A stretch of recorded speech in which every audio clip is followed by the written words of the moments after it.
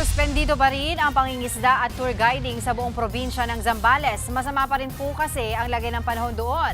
At live mula sa Zambales, nasa frontline ang balitang yan si Mobile Journal Arles de los Santos. Arles, kumusta ba ang sitwasyon dyan? Magandang umaga, Angela. Nandito nga tayo ngayon sa San Narciso sa Zambales kung saan ilang minuto pa lamang ang nakalilipas mula nga nang bumagsak ang malakas at manakanakang pag-ulan. Kanina kasi ay kabababa lamang ng yellow rainfall alert dito na magdadala sana ng light to moderate rain at occasional heavy rains. At dito sa kahabaan ng kalsada na ito sa San Narciso ay so far kakaunti pa lamang yung mga residente at mga sasakyan na dumadaan pero hindi naman daw bahain itong area na ito. Pero kapag pumasok sa mga looban o mga iskinita, doon mas nakikita natin ang mga baha na mababaw naman pero nararanasan pa rin ng mga residente.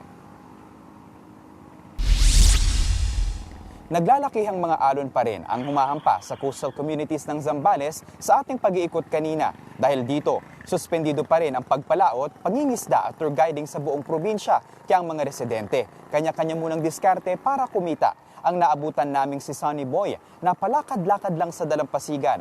Pumapaldo na pala sa ganyang paraan.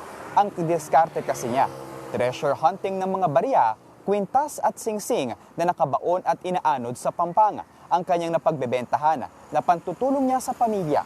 Pakinggan natin ang kanyang pahayag. Nung isang araw na nauna na napulot ko, 300. Yon. Pangalawa, 220. Pangatlo, 250. So ngayon, saan mo na yan bibili? Ito, pangbili ko lang ito.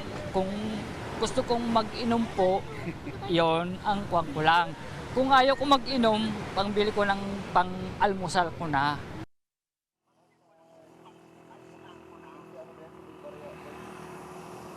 Sa bahaging ito naman ng Barangay San Miguel San Antonio Zambales, winasak ng naglalaki ang mga alon na aabot sa 40 mga cottage. Halos lamunin na kasi ng alon ng Pampang sa barangay. Kasama dyan ang 3 cottage na pag-aari ng negosyanteng si Rosana. Aniya, sa loob ng 20 taon, ito ang unang beses na nangyari ito. Kaya ganoon na lamang ang kanyang panlulumon. Narito ang kanyang pahayag. Nasira na sir, wala kami magawa, nakuha ng tubig. Paano hindi ka nalulungkot sir, wala na yung mga kubo. Yung mga gastos mo sir, yung pa nababawi.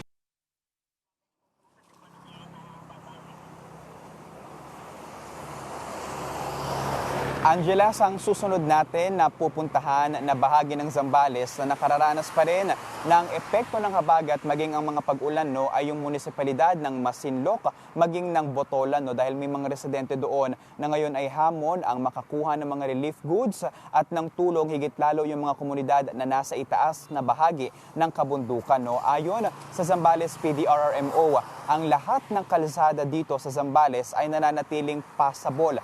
Pero nakita natin na may mangilan-ngilan na mga palayan na lubog sa tubig. At inaasahan nga ng mga residente na baka ilang araw pa daw yan bago mawala o humupa. Pero sa ngayon, ang inaasahan muna natin ay syempre kung ano yung magiging sunod na developments, lalo pa kagaya nung Masinloc na ating nabanggit na nasa state of calamity pa rin hanggang sa ngayon. Inaasahan pa din ang mga manakanakang pag-ulan pero ating tututukan at babantayan yan. Yan muna ang latest mula rito.